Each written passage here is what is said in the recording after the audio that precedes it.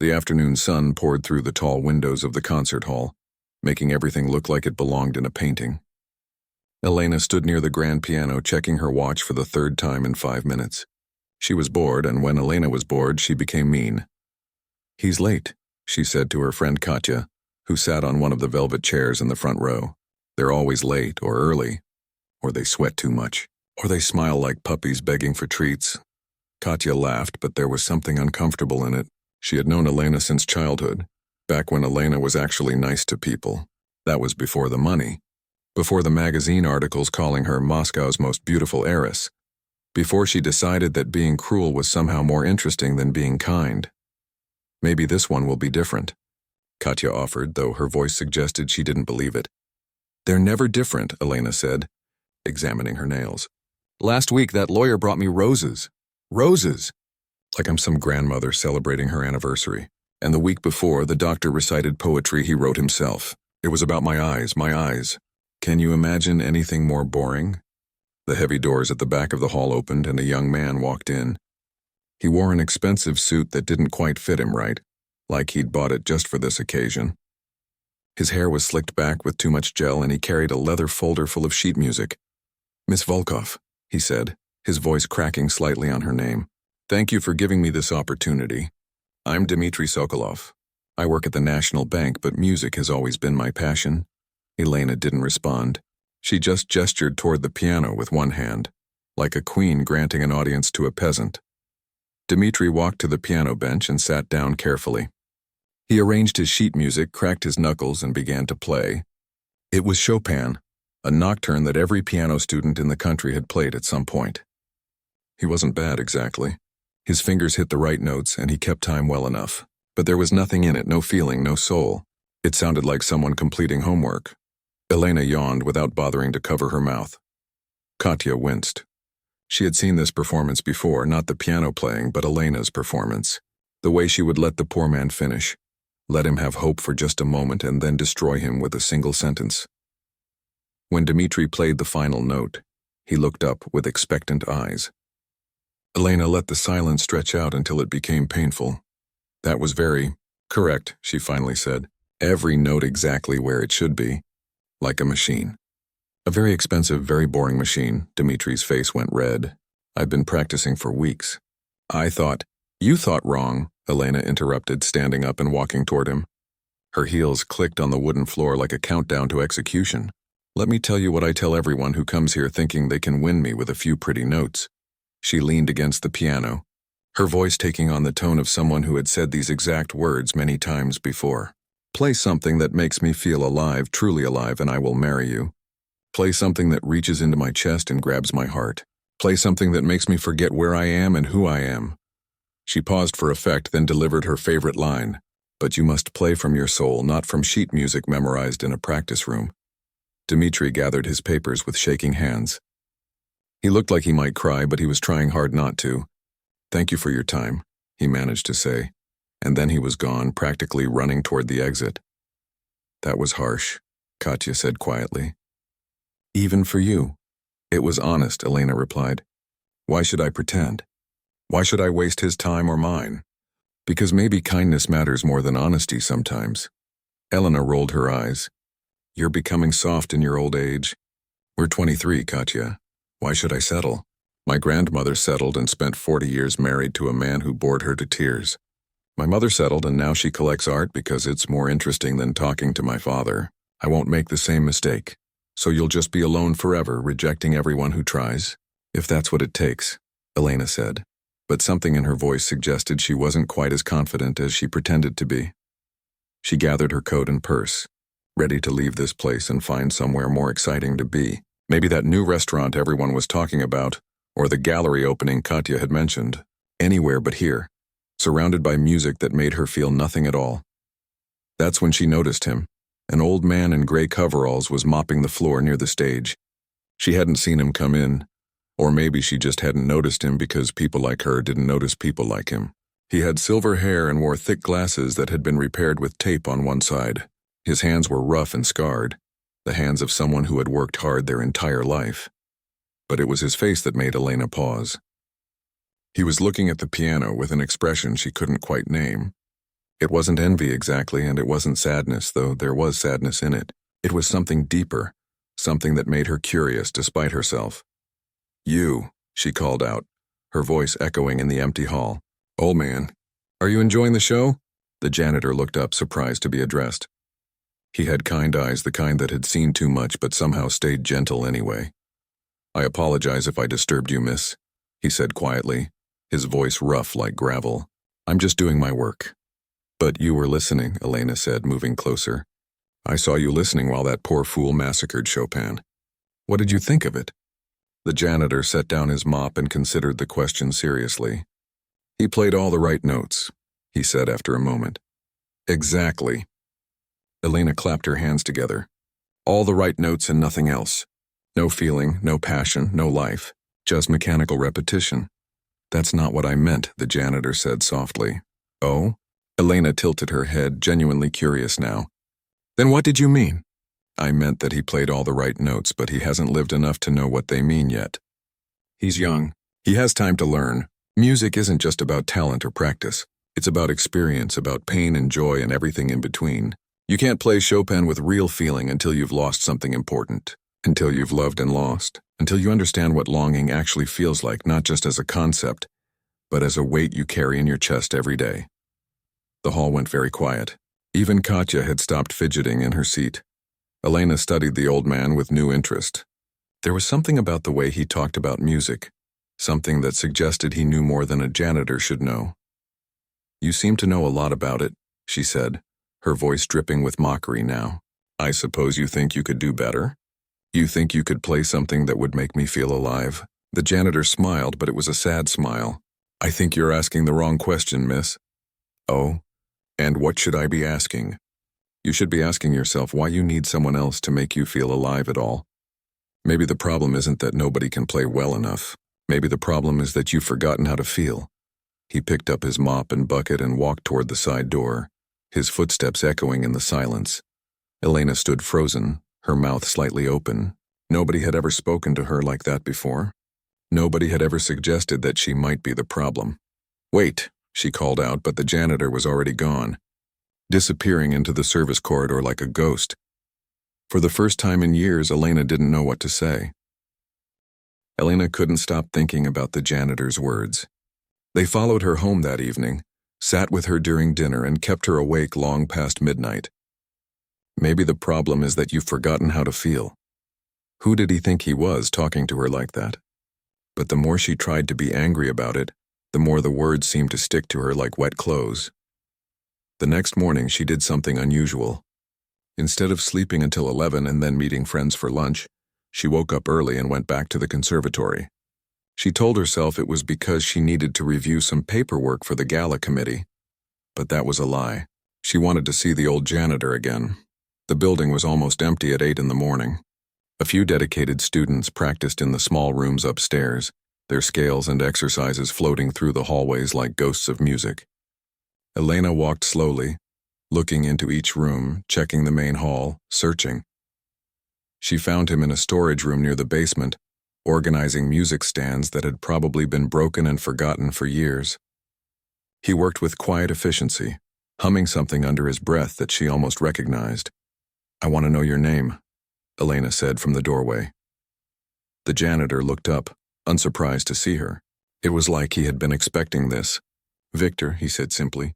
"Victor Petrov." "Well, Victor Petrov, I've been thinking about what you said yesterday. About me forgetting how to feel." "That was rude." "Yes," he agreed. "It was. But maybe—" Elena paused, hating how uncertain her voice sounded. "Maybe it was also true." Victor set down the music stand he was holding and studied her face. "What made you come back here?"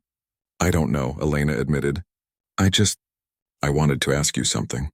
The way you talked about music yesterday, it wasn't like someone who just listens. It was like someone who knows.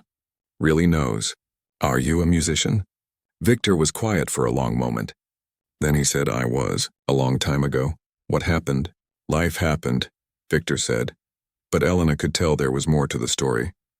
"That's not an answer," she pressed. Victor sighed and sat down on an old wooden crate. He looked tired suddenly, like the weight of years had just caught up with him all at once. I studied here, he said. At this conservatory. 40 years ago when these walls were younger and so was I. Elena's eyes widened. You were a student here? More than a student. I was called a prodigy. My teacher said I had hands that could make the piano weep or laugh. I won competitions. I played in St. Petersburg, in concert halls where people paid real money to hear me perform. I thought I would spend my whole life on stage, traveling the world, making music. So what happened? Elena asked, moving into the room and sitting on another crate across from him. Victor held up his hands, turning them over slowly. In the dim light of the storage room, Elena could see the scars. They ran across his left hand especially, white lines that looked old but permanent. Car accident, Victor said quietly. I was 25, young and stupid and driving too fast in the rain. The car flipped. They had to pull me out with special equipment. My left hand was crushed, trapped under metal. The doctor saved my fingers, saved my hand, but the nerves were damaged. I can hold a mop, carry things, do normal work. But the precise control you need for professional piano? That's gone. When I try to play difficult pieces now, my fingers don't always do what my brain tells them to do. There's a delay, a hesitation. It's like shouting to someone across a canyon and waiting for your voice to reach them. Elena felt something uncomfortable in her chest. It might have been sympathy, or it might have been shame for all the time she had dismissed people's efforts at the piano as not good enough. That's terrible, she said, and meant it. It was, Victor agreed. For years, it was the worst thing that had ever happened to me. I couldn't teach because watching other people play what I couldn't play anymore was too painful. I couldn't stay in the music world because everyone knew me as the prodigy who fell, the boy with golden hands who lost everything. So I disappeared. I got married, had a daughter, found other work. Eventually I ended up back here cleaning the floors where I used to perform. Doesn't it hurt? Elena asked. Being here every day, listening to students practice, hearing concerts? It did at first, Victor said. But time changes things. Now I find it peaceful. I get to be close to music without the pressure of performing. I hear young people learning, making mistakes, getting better. There's something beautiful about that. About being part of the process without needing to be the center of attention. Elena was quiet, processing this. She thought about all the performers she had rejected, all the people who had tried to play for her. Had any of them loved music the way Victor clearly still loved it? Or were they just trying to win a prize like contestants in a game show? Why did you speak to me yesterday? She asked. You could have just ignored me like everyone else does. Victor smiled. Because I used to be like you. Not exactly like you, but similar. I thought music was about being the best, about winning, about proving something. I thought if I could just play perfectly enough, I would matter. I would be important. And then the accident happened and I couldn't play perfectly anymore and I thought my life was over. But it wasn't, Elena said. No, it wasn't. I learned that music isn't about perfection. It's about honesty. It's about sitting at a piano and sharing something true, even if your hands shake, even if you hit wrong notes, even if nobody's listening. The best musicians aren't the ones with the most talent. They're the ones who have lived and are brave enough to let you see their lives in their playing. Elena felt tears starting in her eyes and blinked them back angrily. She didn't cry. She hadn't cried since she was a child. I don't know how to do that, she whispered. I don't know how to be honest. I've spent so long being clever and mean and difficult that I don't know how to be anything else. That's not true, Victor said gently. You came back here this morning. You asked questions. You listened to an old janitor tell his sad story. That's honest. That's a start. They sat in silence for a while, surrounded by broken music stands and old sheet music yellowed with age. Somewhere upstairs, a student was practicing Beethoven, hitting the same difficult section over and over, trying to get it right. Could you? Elena started, then stopped. Could you play something for me? I know you said your hand doesn't work right anymore, but I'd like to hear you play anyway. Victor looked surprised. Why would you want to hear someone play imperfectly? I thought you only wanted perfection. I thought I did too, Elena said. But maybe I was wrong about that. Maybe I was wrong about a lot of things. Victor stood up slowly, his knees creaking like old wood. All right, he said. But not here. And not now. Come back tomorrow afternoon around 3 o'clock. The hall will be empty then. I'll play for you, but only if you promise me something. What? Promise me you'll really listen. Not like you listen when you're judging someone, but listen like you're trying to understand a story. Can you do that? Elena nodded. I can try. Trying is good enough, Victor said, and there was warmth in his voice that made Elena feel like maybe, just maybe, she wasn't beyond saving after all.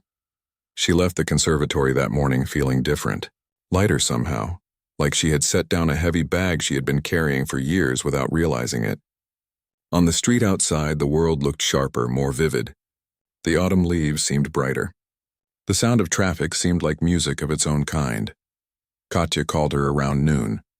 Want to get lunch? There's that new place everyone's talking about. Actually, Elena said, surprising herself, I think I'll stay home today. I have some things to think about. Are you feeling okay? Katya asked, concerned. I don't know yet, Elena answered honestly, but I think I might be starting to. Elena arrived at the conservatory at 2:45, 15 minutes early. She had changed clothes 3 times that morning, which was ridiculous because she was just going to listen to music, but somehow it felt important to get it right. She finally settled on simple jeans and a sweater, nothing fancy. This wasn't about impressing anyone. The building was quiet in that particular way that old buildings get in the afternoon, when the morning energy has faded, but the evening hasn't started yet. Her footsteps echoed on the marble floors as she walked toward the main hall. The door was already open. Victor stood near the piano wearing the same gray coveralls he always wore, but he had cleaned them and they looked almost dignified somehow. He saw her and nodded, a small gesture that said more than words could. You came, he said. I said I would. Elena replied, surprised that he had doubted it. People say many things, Victor said with a slight smile. They don't always mean them. Elena walked down the center aisle and sat in the 3rd row, not the 1st. Somehow sitting too close felt like it would be intrusive. Victor watched her settle in, then turned to the piano. I haven't played for anyone in 20 years, he said, his back to her. Not since my daughter's wedding. I played one song during the reception and my hand cramped up halfway through. Everyone was very polite about it, but I could see the pity in their eyes. I swore I would never put myself through that again. You don't have to do this, Elena said quickly. If it's too hard, we can just talk instead. Victor turned to face her. No, I want to. You asked to hear me play, and I think maybe I need to play for someone again, even if it's not perfect, especially if it's not perfect. He sat down on the bench and adjusted it slightly. For a moment he just sat there, his scarred hands resting on his knees, looking at the keys like they were old friends he hadn't seen in years. The afternoon light came through the tall windows and made the white keys glow. I'm going to play Rachmaninoff, Victor said. A prelude in G minor. It's not the most famous piece, and it's probably not what you've heard in competitions, but it means something to me. Do you know why Rachmaninoff wrote such sad music? Elena shook her head. Because he understood loss. He left Russia during the revolution and never returned. He spent the rest of his life in exile, homesick for a country that no longer existed. Every note he wrote after that carried the weight of that loss. You can hear it in his music if you know what to listen for. The longing for something you can never have again. Victor placed his hands on the keys. That's what I'm going to try to share with you. Not technical perfection, not showmanship, just truth. He began to play. The first notes were hesitant, almost cautious, like someone testing ice to see if it would hold their weight. Elena held her breath, waiting for the mistake, for the moment when his damaged hand would betray him. But then something happened. The music opened up like a flower blooming in fast motion. Yes, there were small imperfections. A note held slightly too long here, a transition that wasn't quite smooth there. But none of it mattered because the feeling behind it was so powerful that technical mistakes became irrelevant. Victor's playing was like listening to someone's memories. Elena could hear the young man he had been, full of hope and talent. She could hear the crash, the moment when everything shattered. She could hear years of silence and pain, but she could also hear something else, something she hadn't expected. She could hear acceptance, peace, the understanding that life continues even after dreams die, and that there is beauty in that continuation. Her chest felt tight, her eyes burned. This was nothing like the performances she had heard from all those men trying to win her hand. Those had been displays, exhibitions, attempts to show off. This was different. This was a human being standing naked in front of her, showing her his scars and saying, "This is who I am. This is what I've survived." Victor's left hand did falter once, missing a key and creating a dissonant sound. But he didn't stop. He didn't apologize or start over. He just kept playing, incorporating the mistake into the music like it had been meant to be there all along. When the last note faded into silence, Elena realized her face was wet. She was crying, actually crying, something she hadn't done in front of another person since she was a teenager. She tried to wipe the tears away quickly, embarrassed, but they kept coming. Victor didn't turn around right away. He sat at the piano, his hand still resting on the keys, giving her time to collect herself. When he finally did turn, his eyes were wet too. That was... Elena started, but she couldn't find words big enough for what she wanted to say. Imperfect, Victor finished for her. Full of mistakes. Nothing like what you heard from those young men who came to play for you. No, Elena said, her voice stronger now. It was real. It was the most real thing I've ever heard. Victor stood up slowly and walked to the edge of the stage. Do you understand now? Why I said what I said to you yesterday. Music isn't a competition. It's not about being the best or the most skilled. It's about being brave enough to share your truth, whatever that truth is. Those men who played for you, they weren't trying to share anything. They were trying to win something. There's a difference. Elena nodded, unable to speak. Her whole body felt different, like someone had reached inside her and rearranged everything. All those years of building walls and making rules and testing people suddenly seemed so small and pointless. I've been so stupid, she finally managed to say. I've wasted so much time. You're 23, Victor said gently. You have plenty of time left. The question is what you'll do with it. Elena stood up and walked closer to the stage. Teach me, she said suddenly. Victor looked confused. Teach you what? To play piano. I'm sure you already know how. No, not that. Teach me to listen. Really listen. The way you listen. Teach me to stop judging and start understanding. Teach me to feel things again. I don't even know when I stopped feeling things, but somewhere along the way I did, and I want to learn how to feel again. Victor was quiet for a long moment, studying her face like he was trying to determine if she was serious. That's not something you can learn in a few lessons, he said finally. It takes time. It takes work. It means sitting through performances that bore you, listening to students who hit wrong notes, paying attention even when it's hard. It means opening yourself up to being hurt and disappointed and moved. Are you really willing to do that? Yes, Elena said without hesitation. I am. Why? Victor asked. Why does it matter to you now when it didn't matter a week ago? Elena thought about this. Because a week ago I thought I had everything figured out. I thought I was smart for having impossible standards, for never letting anyone get close to me. I thought I was protecting myself. But really, I was just making myself smaller and smaller, building walls so high I couldn't see over them anymore. When you played just now, I felt something crack open inside me, something I thought was dead, and now that I know it's still alive, I can't go back to pretending it's not. Victor smiled, a real smile that made his whole face change. All right then, he said. We'll start tomorrow. But I warn you, I'm a difficult teacher. I'll make you work hard. Good, Elena said. I deserve difficult. They stood there in the empty hall, the afternoon light fading to evening. Two unlikely people who had somehow found exactly what they needed in each other. Outside the windows, the city continued its busy life, people rushing to and from their important appointments. But inside this room, time had slowed down to the pace of a heartbeat, steady and sure. Elena felt lighter than she had in years. The armor she had worn for so long was starting to crack, and instead of being scared, she felt relieved. Maybe being vulnerable wasn't weakness after all. Maybe it was the bravest thing a person could do. Thank you, she said to Victor. For playing for me. For being honest. For not giving up on me yesterday when you could have. Thank you for listening, Victor replied. For really listening. You have no idea how rare that is. The next 6 months changed Elena in ways she couldn't have imagined. Victor became her teacher, but not in any traditional sense. He didn't teach her scales or technique or how to hold her hands properly. Instead, he taught her how to see the world differently. Every Tuesday and Thursday evening, after the conservatory had emptied out and Victor had finished his cleaning duties, they would meet in the main hall. Sometimes Victor would play short pieces for her, explaining the stories behind them. Other times they would just sit and listen to recordings on an old stereo he kept in the storage room. Listen to this part, Victor would say, pausing a recording of Chopin. Hear how the melody hesitates there? That's longing. That's the feeling of reaching for something just out of reach. Chopin wrote this after he left Poland. He never went back.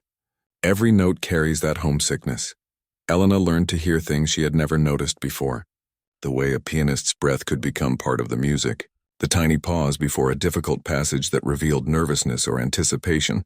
The difference between playing notes correctly and playing them with meaning. But the lessons went beyond the conservatory walls. Victor insisted they attend student recitals, even the ones featuring beginners who could barely make it through simple pieces without mistakes. "Why are we here?" Elena whispered during one particularly rough performance by a 9-year-old girl whose hands could barely reach an octave. "She's hitting every third note wrong." "Look at her face," Victor whispered back. "See that concentration? That determination? She's working harder than anyone else in this room. That's courage. That matters more than hitting the right notes." Elena watched the little girl struggle through her piece, her tongue poking out slightly in concentration, her feet swinging because they didn't reach the floor. When she finished, her face broke into a huge smile, so proud of herself despite the mistakes. The audience clapped politely, but Elena found herself clapping harder than anyone else, genuinely moved by the child's bravery. "I never would have seen that before," Elena admitted after. "I would have just heard the mistakes and judged her for them." "That's because you were listening with your head instead of your heart," Victor said. "The head counts errors. The heart counts effort." Slowly, Elena started applying these lessons to other parts of her life. She began volunteering at a music school in a poor part of the city, helping children who couldn't afford private lessons. At first, she did it because Victor suggested it, but soon she found herself looking forward to those Saturday mornings more than anything else in her week. The children didn't care that she was wealthy or beautiful, or came from an important family. They just cared that she showed up, that she listened to them play, that she encouraged them when they wanted to quit. One Saturday, a boy named Alexei couldn't get through a simple exercise without breaking down in tears. "I'm stupid," he kept saying. "I can't do anything right." Elena knelt down beside him, remembering all the times she had made other people feel exactly this way. "You're not stupid," she said gently. "You're learning. Learning means making mistakes. Every great musician you've ever heard of made thousands of mistakes before they got good. The only difference between them and people who give up is that they kept going." "Really?" Alexei asked, his eyes still wet. "Really? Want to know a secret? I know a man who was one of the best pianists in the country. Then he got hurt and couldn't play the same way anymore. Know what he did? He kept playing anyway, mistakes and all. And you know what? His playing now means more than it did when it was perfect because it's honest." Alexei wiped his nose on his sleeve. "Will you help me practice it again?" "As many times as you need," Elena said. Her old friend started commenting on the changes. Katya was thrilled. "You're actually smiling now," she said over coffee one afternoon. "Real smiles, not those fake ones you used to do. Was I really that bad?" Elena asked. "You were miserable," Katya said honestly, "and you made everyone around you miserable too. I almost stopped being your friend a dozen times. But I could tell you were unhappy under all that meanness, so I stuck around. I'm glad I did." Elena thought about this. "I was unhappy. I just didn't know it. I thought if I could control everything, if I could keep everyone at a distance, I'd be safe. But I was just lonely. Other people noticed too. Men still asked her out sometimes, but she turned them down differently now. Kindly. With actual explanations instead of cruel dismissals. And strangely, now that she wasn't trying to impress anyone or test anyone, she found herself having better conversations, more genuine connections. But there was one connection that confused her more than any other. Victor. She looked forward to their lessons with an intensity that surprised her. She would catch herself thinking about things he had said, remembering the way his face looked when he talked about music he loved. She noticed small things like the way he always made sure there was hot tea waiting for her, or how he had started wearing slightly nicer clothes on the evenings they met. One evening in early spring, they were listening to a recording of a violin concerto. The music was incredibly sad, and Elena felt tears starting again. She cried more now than she had in years, but it didn't embarrass her anymore. It felt like proof that she was alive, that she could feel things. When the recording ended, she turned to Victor and said something that had been building in her mind for weeks. "I don't think I want to get married for music anymore." Victor looked surprised. No, I mean I still love music. More than I ever did before, actually. But I don't want someone to perform for me like I'm judging a competition.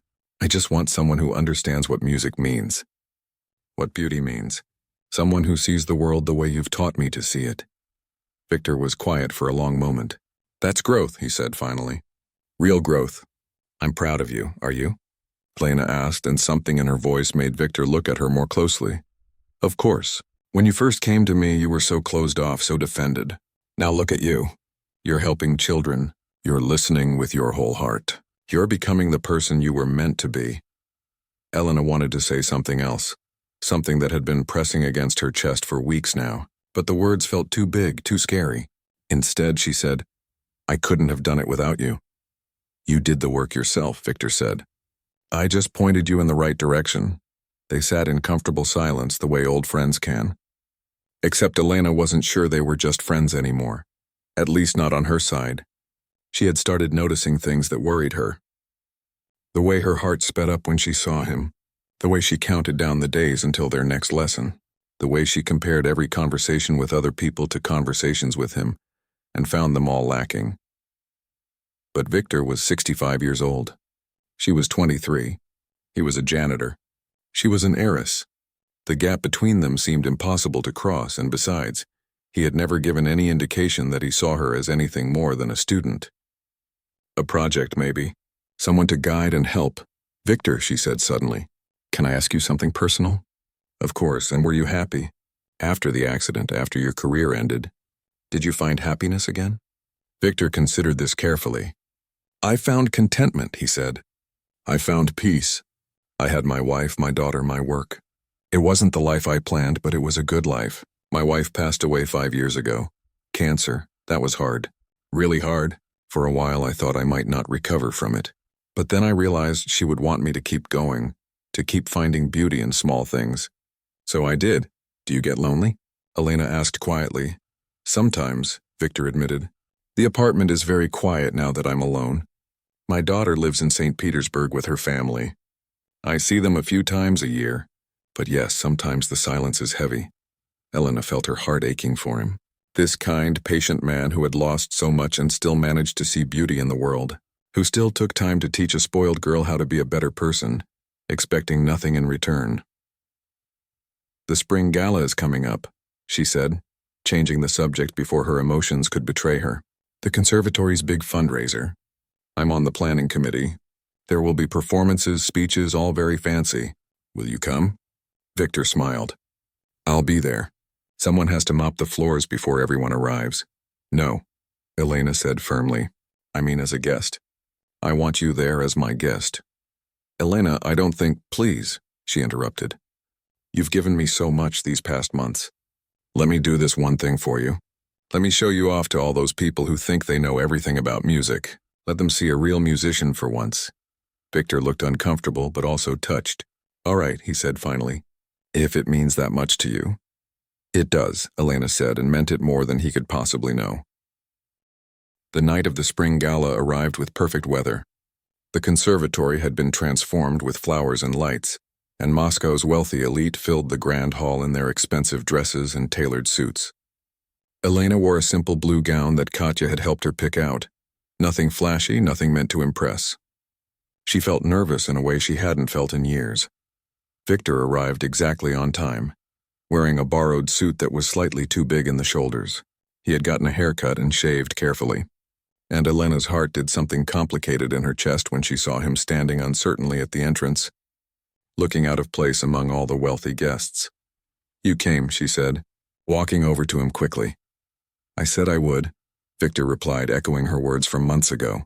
He looked around at the decorated hall, at the people holding champagne glasses and talking in clusters. "I feel like I don't belong here." "You belong here more than anyone," Elena said firmly, taking his arm. "Trust me."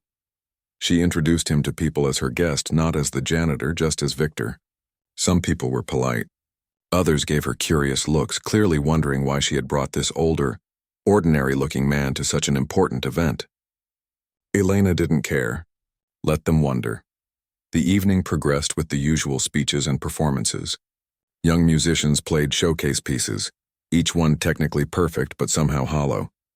Elena found herself comparing every performance to that afternoon when Victor had played for her, and everything else fell short. Finally, it was Elena's turn to speak. As a committee member, she was supposed to give a brief thank you to the donors and introduce the final performance of the evening. She walked to the microphone on stage, her hands shaking slightly. "Good evening," she began. "I'm supposed to thank you all for coming tonight and for your generous support of the conservatory. And I do thank you, but I want to talk about something else first." The crowd quieted, sensing something unexpected. A year ago, I stood in this hall and said something cruel to a man who had come here hoping to impress me. I told him his playing was correct but meaningless. I said that to play well, you must play from the soul. I thought I was very wise, very clever. But I was wrong. Not about the music part, but about everything else. She found Victor in the crowd. He was watching her with concern, probably wondering where this was going. The truth is, I didn't know anything about music. Not really. I knew how to judge it, how to criticize it, how to use it as a weapon to keep people away from me. But I didn't understand it. Not until someone taught me. Elena gestured toward Victor. That man there, standing in the back trying to be invisible, he was a student at this conservatory 40 years ago. A prodigy, someone with extraordinary talent and a bright future. Then life happened and his career ended. Most people would have become bitter, would have turned away from music entirely, but he didn't. He stayed close to it in the only way he could. He took a job here, cleaning these floors, listening to students practice, keeping music in his life even though he could no longer perform professionally. The crowd was completely silent now. Some people were looking at Victor with new interest. He taught me that music isn't about perfection. It's about honesty. It's about having the courage to share your truth, whatever that truth might be. He taught me to listen not just with my ears but with my heart. And he taught me that the most beautiful things in life are often right in front of us, but we're too busy looking for something impressive to notice them. Elena's voice cracked slightly. For years, I challenged men to play something that would make me feel alive, promising I would marry whoever could do it. I thought I was looking for technical brilliance or creative genius, but what I was really looking for was someone who understood what it meant to live fully, to experience loss and pain and still choose to create beauty. Someone who knew that broken things can still be valuable, maybe even more valuable because of their imperfections. She took a deep breath. This was it. The moment she had been planning and dreading and hoping for all week. Viktor Petrov made me feel alive, not by trying to impress me, not by competing for me, but by being honest enough to share his story and patient enough to teach me how to see the world differently. So I'm keeping my promise tonight in front of all of you. Elena looked directly at Victor, her voice clear and strong now. Victor, I know this must seem crazy. I know there are 1,000 reasons why this doesn't make sense. Our ages, our backgrounds, what people will say. But these past months with you have been the happiest of my life. You've made me a better person. You've shown me what real strength looks like. And somewhere along the way, I fell in love with you. Not because of any challenge or game, but because of who you are. The crowd gasped. Victor's face had gone pale with shock. I don't know if you feel the same way, Elena continued, her heart pounding so hard she could hear it in her ears. Maybe to you I'm just a student, just a project. Maybe the gap between us is too wide. But I had to tell you here now because you taught me that honesty matters more than pride. So here's my honest truth. I love you. And if you would have me, despite everything, I would be honored to spend my life with you. The silence in the hall was absolute. Everyone was staring at Victor, waiting to see what he would do. Victor stood frozen for a long moment. Then slowly he began walking toward the stage. His steps were steady, deliberate. People moved aside to let him pass. When he reached the stage, he climbed the steps carefully and walked to where Elena stood. Up close, she could see tears in his eyes. You're serious about this? He asked quietly, though the microphone picked up his words. Completely serious, Elena said. I've never been more serious about anything in my life. Elena, I'm 42 years older than you. I clean floors for a living. I have nothing to offer you except everything that matters, Elena interrupted. You offer kindness and wisdom and patience. You offer honesty and genuine feeling. You offer a way of seeing the world that makes everything more beautiful. That's not nothing, Victor. That's everything. Victor reached up and gently touched her face, wiping away a tear she hadn't realized had fallen. I told myself I shouldn't feel this way about you, he said softly. I told myself you were young, you were my student, it would be inappropriate. But the truth is, somewhere these past months you stopped being my student and became my closest friend. and then became something more.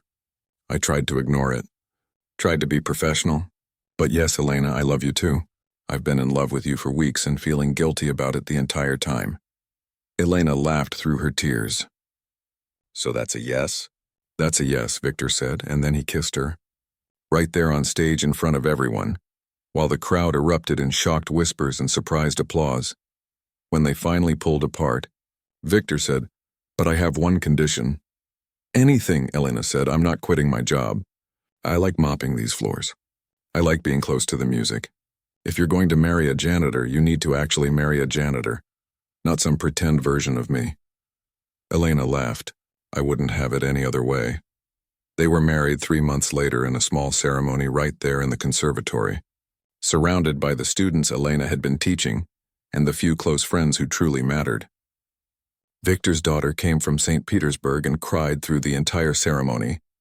Katya was Elena's maid of honor and kept saying "I knew it" over and over. Instead of a reception at an expensive hotel, they held it in the conservatory hall. Students performed, some of them playing beautifully, some of them making mistakes, all of them playing with heart. Victor and Elena danced to a recording of the Rachmaninoff prelude he had played for her that first time, moving slowly across the floor where she had once judged others so harshly. "Do you think people will talk about us?" Elena asked as they danced. "Absolutely," Victor said. "We're probably the strangest couple in Moscow." "Good," Elena said, resting her head against his chest. "Let them talk. I spent too many years caring what people thought. I'm done with that now." "What will you do now?" Victor asked. "Now that you're married to a janitor?" "Keep teaching, I think. Keep helping kids discover music. Maybe take some classes myself. Not to perform, but just to learn. And spend every evening with you, listening to recordings and talking about beauty and feeling grateful that I was arrogant enough to challenge people to play for me, because it brought me to you." "That's a good plan," Victor said. Late that night, after everyone had gone home, after they had changed out of their wedding clothes, they sat together at the piano in the empty hall. Victor played softly and Elena leaned against him, listening not just with her ears but with her whole heart, the way he had taught her. And if his playing wasn't perfect, if his damaged hand occasionally missed a note or hesitated, neither of them noticed or cared, because perfection had never been the point at all.